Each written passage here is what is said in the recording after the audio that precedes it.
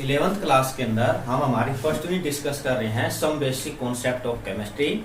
ठीक है भाई, तो इसके अंदर पीछे हमने जो टॉपिक किया था वो हमारे पास क्या थी, हाइपोथेसिस थी, अवोगाड्रो हाइपोथेसिस थी और बेज़ेलेस हाइपोथेसिस थी। उसके बाद हमने हिस्टोरिकल डेवलपमेंट पढ़ा था भाई किसी भी एटम के बारे में। ठीक है, अब हम नेक्स्ट इंपॉर्टेंट टॉपिक डिस्कस कर रहे हैं, उसका नाम है भाई मोल कॉन्सेप्ट। ठीक है भाई, क्या है, मोल कॉन्सेप्ट। तो अवोगाड्रो थे, उन्होंने मोल के बारे में बताया। ठीक है भाई, अवोगाड्रो ने बताया कि भाई 1 मोल के अंदर जो वैल्यू होती है वो होती है 6.022 इंटू 10 की पावर 23। ठीक है, इसको हम अवोगाड्रो नंबर भी बोल देते हैं, अवोगाड्रोज नंबर, Na से रिप्रेजेंट करते हैं इसको। ठीक है भाई, इसकी हमें आवश्यकता क्यों पड़ी? देखिए, जब भी हम कोई भी वस्तु खरीद के लेके आते हैं, जैसे मान लीजिए हम बोलते हैं कि हमें 1 डजन चाहिए। ठीक है भाई, 1 डजन हम कॉपी लेके आते हैं, तो उसके अंदर क्या है कि उसके अंदर 12 क्वांटिटीज है। तो उसी प्रकार ये डिस्कस हुआ कि भाई एटम के बारे में भी तो हमें कुछ पता होना चाहिए कि भाई मान लीजिए हमें एटम की आवश्यकता है तो हम उसकी कितनी एंटिटीज लेके आएंगे, क्या एंटिटीज लेके आएंगे उसके बारे में। तो उसके बारे में अवोगाड्रो ने हमें बताया कि भाई हम मोल के अंदर लेके आएंगे और जो 1 मोल होता है वो हमेशा इस वैल्यू के इक्वल होता है। ठीक है भाई, तो क्या उन्होंने अपनी अलग अलग थ्योरी के अलग अलग क्रम के बेस पे उन्होंने मास क्रम दी, अवोगाड्रो नंबर के बेस के ऊपर, वॉल्यूम के बेस के ऊपर हम इसको अलग अलग प्रकार से आइडेंटिफाई कर सकते हैं या डिफाइन कर सकते हैं इसको हम। ठीक है, तो इसके लिए हम डिस्कस करते हैं। तो सबसे पहले बेटा हम बात करते हैं in term of mass, in term of mass. ठीक है भाई, तो बेटा मास की टर्म में उन्होंने ये बात बताई कि भाई आपके पास या तो एक एलिमेंट एक एटम हो सकता है या एक मॉलिक्यूल हो सकता है। ठीक है, जिसको आप कंपाउंड भी बोल सकते हो। ठीक है, तो क्या बताया कि भाई एक एटम भी हो सकता है और एक मॉलिक्यूल भी हो सकता है। तो बेटा जो 1 मोल है, 1 mole of any atom is equal to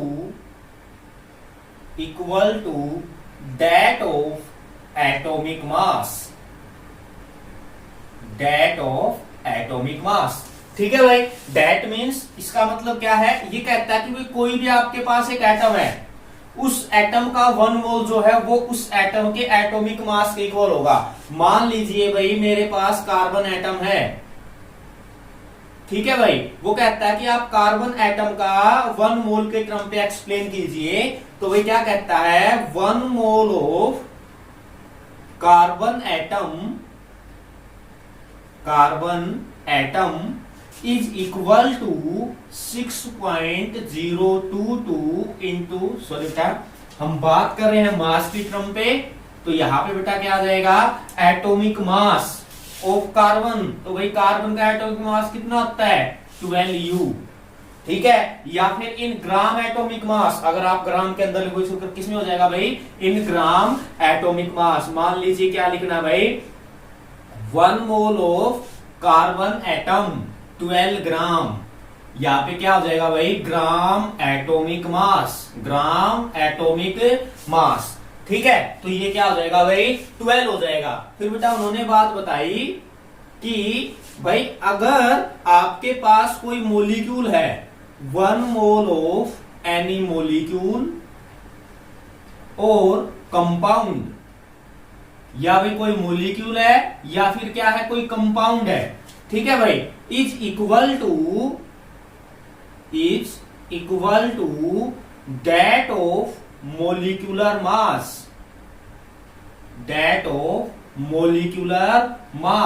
या फिर बेटा उसको हम मोलर मास भी बोल देते हैं, इक्वल टू मोलिकुलर मास या फिर मोलर मास। ठीक है भाई, अब इसके लिए इसको हम एक्सप्लेन करते हैं, इसको समझते हैं हम एक बार। क्या कहता है कि भाई 1 मोल ऑफ एनी मॉलिक्यूल, कोई भी मॉलिक्यूल है या कोई भी कंपाउंड है भाई, उसका जो 1 मोल है ना वो किसके बराबर, किसके इक्वल होगा, उसके मोलिकुलर मास या मोलर मास के। तो भाई मोलर मास क्या होता है, हमने पहले डिस्कस भी किया था भाई, molecular mass is equal to sum of all the atomic masses. ठीक है भाई, हमने निकाला भी था भाई पीछे कि जो एटॉमिक मास है, जितने भी उसके अंदर एटम है, उन सभी के एटॉमिक मास का आप सम कर दीजिए, वो आपका क्या आ जाएगा भाई, मोलिकुलर मास। इसके लिए हम एक एग्जांपल पढ़ते हैं भाई, 1 mole of carbon dioxide molecule. ठीक है भाई, बेटा क्या आ जाएगा, 1 mole of carbon dioxide molecule is equal to भाई, कार्बन का मास कितना होता है भाई 12 प्लस 2 ऑक्सीजन हो जाएगा आपके पास, 2 ऑक्सीजन है ना, एक ऑक्सीजन का मास कितना होता है 16, बेटा कितना होगा ये 12 प्लस 32, इसका मतलब 44 U। ठीक है भाई, क्या कि 1 मोल जो कार्बन डाइऑक्साइड मोलिक्यूल है उसका मास 44 U हो जाएगा, या फिर आप इसको ग्राम में लिख दोगे, ग्राम मोलिकुलर मास। ठीक है भाई, तो ये आपको ध्यान रखना है कि अगर आप इसको ग्राम में एक्सप्रेस कर दोगे तो ये आपका क्या हो जाएगा भाई, ग्राम मोलिकुलर मास। ठीक है, तो 1 मोल मोलिक्यूल का मोलिकुलर मास के इक्वल होगा, एटम का भाई एटॉमिक मास के इक्वल होगा। ठीक है, अब हम बेटा सेकेंड टर्म के बारे में एक्सप्लेन करते हैं। ठीक है भाई, सेकेंड टर्म क्या कहता है, in term of Avogadro number या इन टर्म ऑफ नंबर।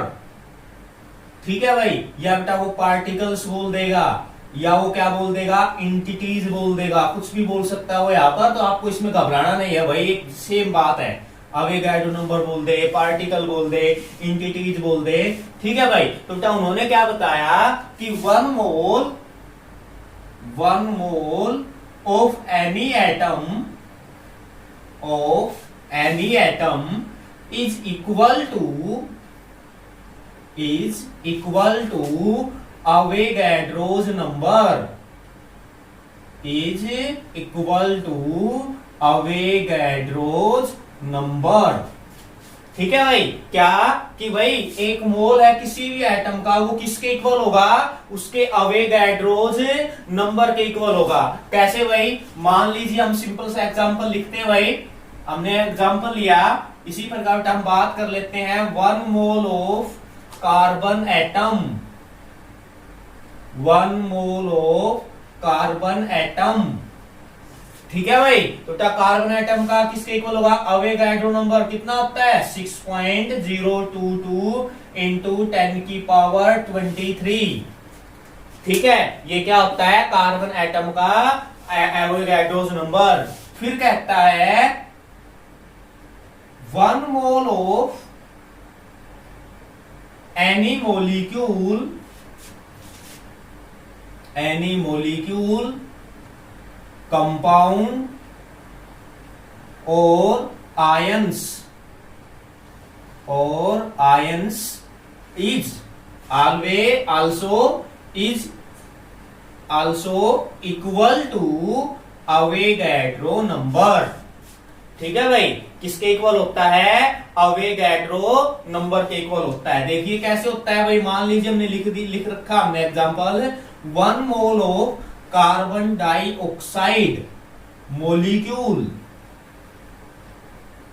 ठीक है भाई, तो बेटा अब आपको यहां पर एक ध्यान और रखना है, यहां पर देखिए आप अगर एटम है तो बेटा आप एटम लिख दोगे।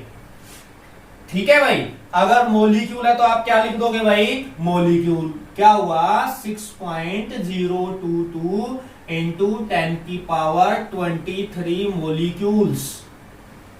ठीक है, अब अगर आप ये बोलते नंबर तो ये था, लेकिन आपने यहां पर एटम और मोलिक्यूल क्यों लिखा, इसको बेटा हम ऐसे भी लिख सकते हैं 6.022 इंटू 10 की power 23 carbon atom plus 2 into 6.022 into 10 की पावर 23 ऑक्सीजन एटम। तो ये आपका एक बहुत लंबा टॉपिक बन जाएगा, एक लंबा कैलकुलेशन हो जाएगी इसकी। तो इससे बचने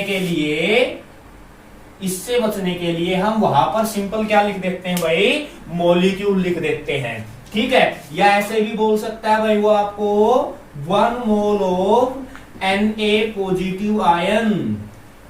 तो बेटा इसमें घबराने की जरूरत नहीं है, आपको सिंपल सा ये ध्यान रखना है, अगर बेटा वो आपको एटम बोल देता है तो आपको एटम लिखना है, अगर वो आपको मॉलिक्यूल बोल देता है तो आपको मॉलिक्यूल लिखना है, और अगर वो आपको आयन बोल देता है तो बेटा आपको आयन लिखना है।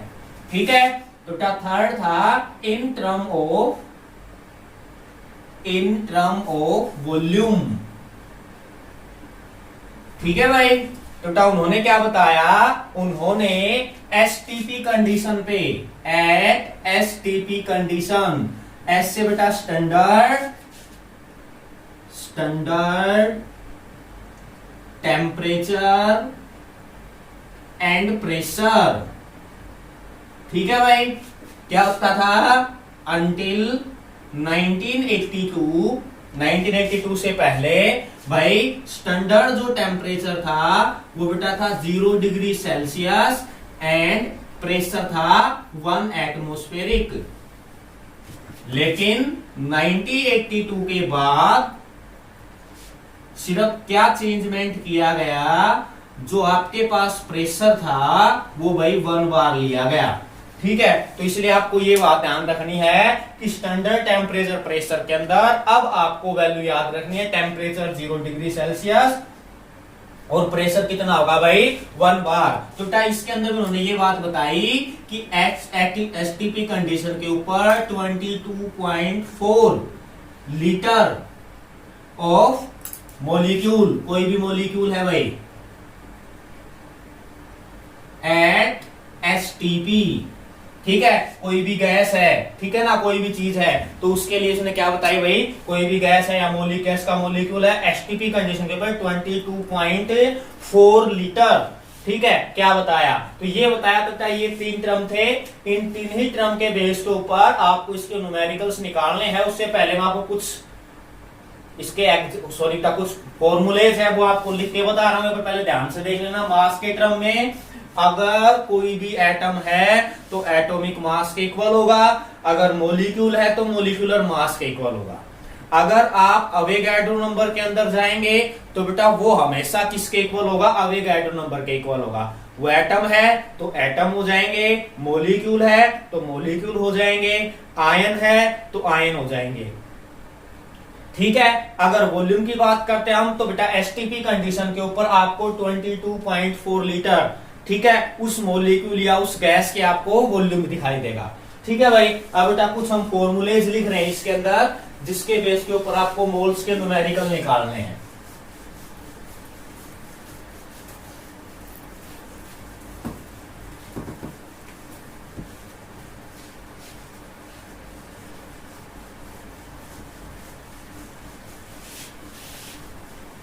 अगर आपको किसी भी कंपाउंड का मोल निकालना है, कंपाउंड का या एलिमेंट का, ठीक है भाई, तो मैं उसका आपको फॉर्मूला लिख के बता रहा हूं, 2 टर्म के बेस के ऊपर, मास टर्म के बेस के ऊपर भी और एंटिटीज के बेस के ऊपर भी, पार्टिकल के बेस के ऊपर भी भाई।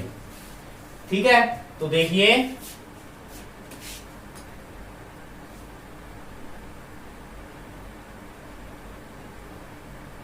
ठीक है, अगर आपको किसी सब्सटेंस का मास दिया गया है, ठीक है भाई, if given mass of any substance, ठीक है भाई, यदि आपको किसी सब्सटेंस का मास दिया गया है तो बेटा आप मोल्स निकालोगे, moles is equal to mass of the substance,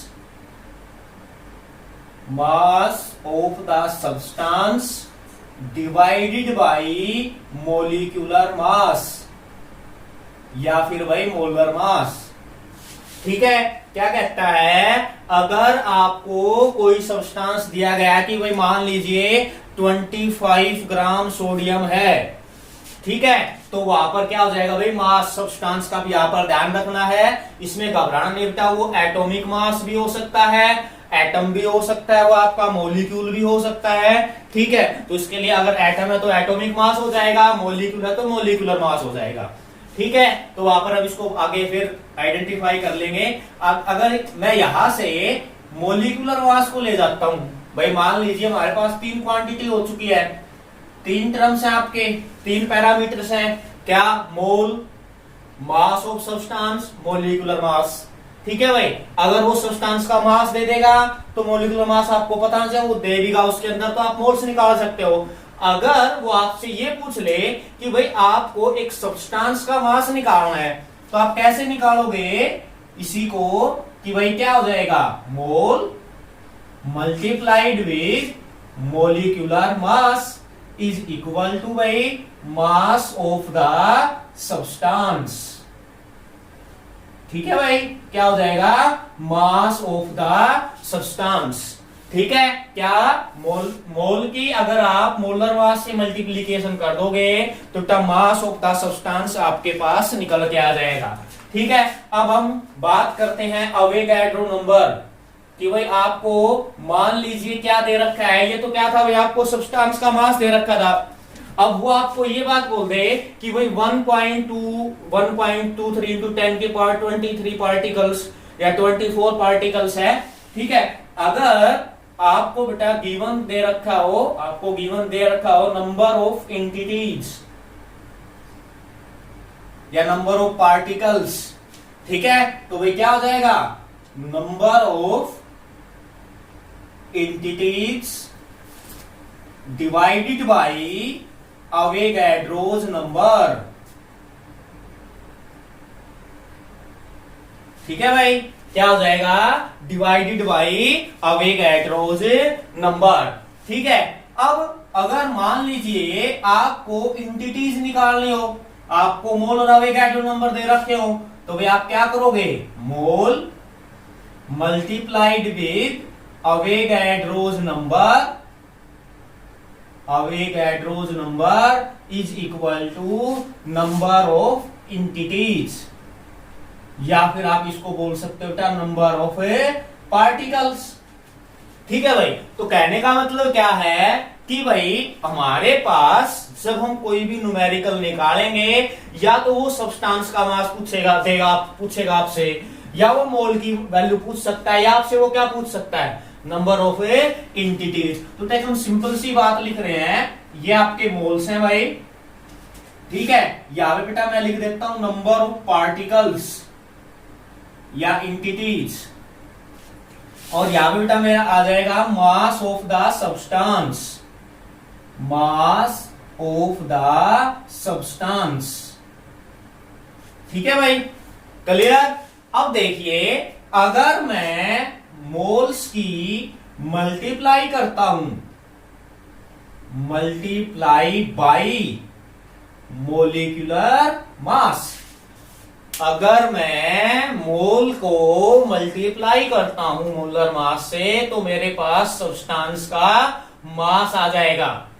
ठीक है भाई, समझ में आ गई बात? और अगर मैं डिवाइड करता हूं, किसको भाई, अगर मैं डिवाइड करता हूं डिवाइडेड बाई मोलिकुलर मास, किसको डिवाइड करता हूं मैं, मास ऑफ सब्सटेंस को, तो मेरे पास क्या आ जाएगा भाई, मोल। क्लियर भाई?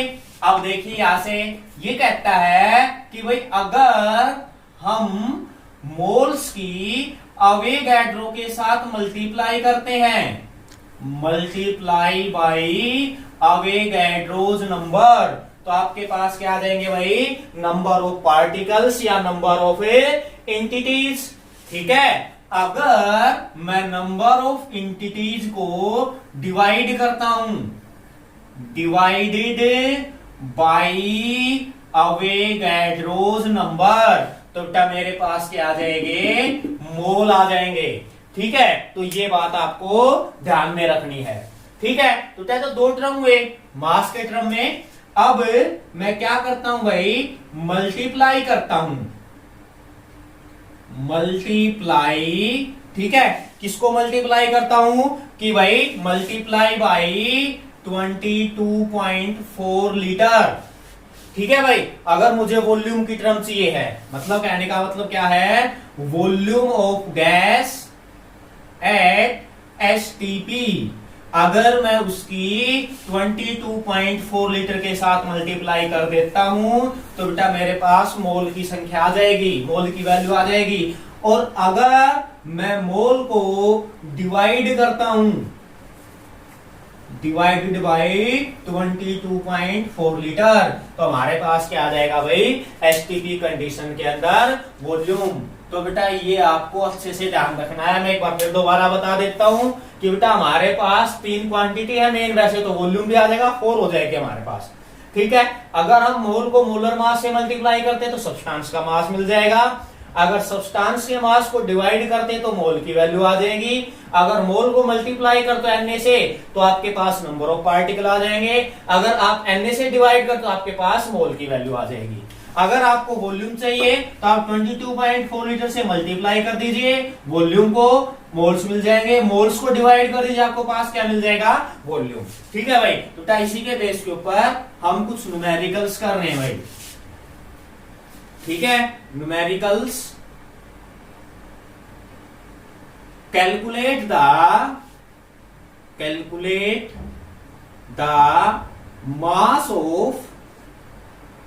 mass of an atom। इसमें बेटा फर्स्ट कहता है कार्बन 12 आइसोटोप। ठीक है भाई, सेकंड कहता है 1 मोलिक्यूल ऑफ N2 गैस। ठीक है भाई, थर्ड बोलता है 1 molecule of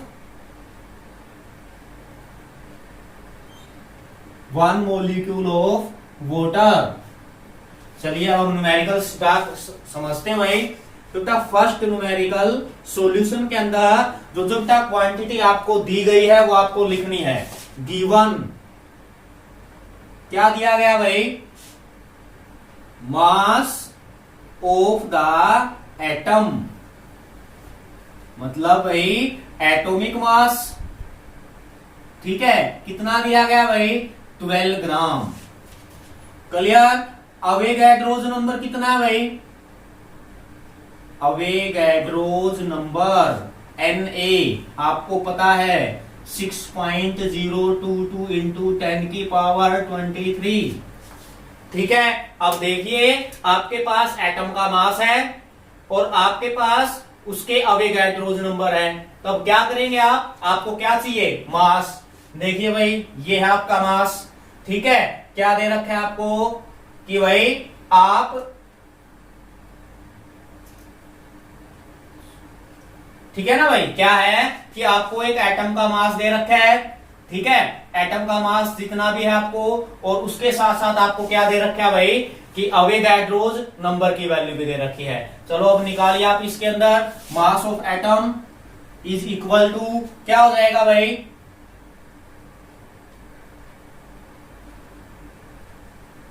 atomic mass divided by Avogadro's number, atomic mass divided by Avogadro's number. ठीक है भाई, तो एटॉमिक मास कितना आपका 12 डिवाइडेड बाय अवेगैड्रो नंबर कितना भाई 6.022 इंटू 10 की पावर 23। ठीक है भाई, इसको आपको सोल्व करना है तो क्या आ जाएगा भाई 12 डिवाइडेड बाय इंटू 10 की पावर -23। ठीक है भाई, तो इसको आप सोल्व कीजिए और यहां पर आप इसकी वैल्यू लिख दीजिए। ठीक है ना भाई, तो इसी प्रकार आपको क्या करना है सेकंड न्यूमेरिकल। ठीक है, तो सेकंड न्यूमेरिकल के अंदर क्या है भाई 1 मोलिक्यूल ऑफ N2 गैस। तो भाई N2 जो गैस है उसी प्रकार यहां पर आपका क्या आ जाएगा भाई मोलिक्यूलर मास डिवाइडेड बाय भाई अवेगैड्रोज नंबर। तो बेटा मोलिकुलर मास कितना हो जाएगा नाइट्रोजन का, 1 जो नाइट्रोजन है उसका मास कितना होता है 14 ग्राम। बेटा 2 नाइट्रोजन कितना हो जाएगा 28 ग्राम। ठीक है, 28 डिवाइडेड बाई 6.022 इन 10 की पावर 23, 28 डिवाइडेड बाई 10 की पावर -23। ठीक है, करोगे इसको तो आपके पास वैल्यू आ जाएगी 1.99 इंटू 10 की पावर -23। ठीक है भाई, इसको डिवाइड करोगे आप तो आपके पास है 4.64 इंटू 10 की पावर 23। ठीक है ना भाई, तो आपको इसी के बेस पे जैसे ये दो न्यूमेरिकल सोल्व किए उसी तरह आपको ये न्यूमेरिकल्स भी आपने सोल्व करने हैं। ठीक है भाई, तो ये आपके पास आज आपका टॉपिक था मोल कॉन्सेप्ट, और आपको इसके अंदर एनसीईआरटी बुक के अंदर से आपको मोल कॉन्सेप्ट के न्यूमेरिकल सोल्व करने हैं। बाकी बेटा हम नेक्स्ट क्लास के अंदर डिस्कस करते हैं।